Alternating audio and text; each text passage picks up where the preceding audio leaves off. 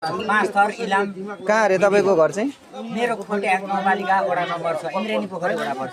के मागेर जस पेट पालिराखेको छ अनि परिवार सही छैन?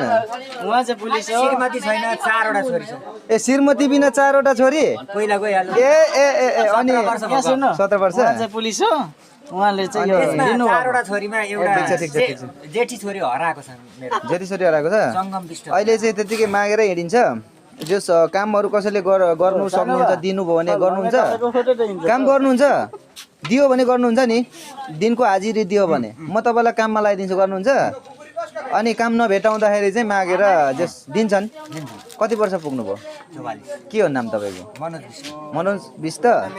ए कहाँ रे घर चाहिँ? खोटे गाउँपालिका वडा नम्बर 6 इन्द्रेणी पोखरी। कहिले काहीँ भोग लाग्दाखेरि कसैले माग्दा दिएनन्, चोरी फटाइ त गरिँदैन नि? गरिँदैन नि? बरु कुटाइ खाएर हिँड्ने। कुटा खाएर हिँड्छ? ल ठिक छ ल। आज कहाँबाट आइपुग्नु भयो यहाँ? हाम्रो हेल्पर्स गए हिजो बेलुका जता औषधि दिनुभयो, जाँच्नुभयो, लिएर आएँ। कहाँ सुत्नु पर्यो भने यो जाडोमा कहाँ सुतिन्छ त? 2टा 3टा ज्याकेट लाउँछु, 2 डबल ट्र्याक लाउँछु। जहाँ पनि सुत्दा भयो? मुरा एउटा बाँधो, आगो बाँधो। कति पढ्नु भएको छ? म 6 क्लासमा फेल भएको। 6 क्लासमा फेल। सिम्पानी स्कुल। काम गर्नु अल्छीले यो गरे त होइन नि ओलिया? होइन नि? ए ल ठिक छ ल।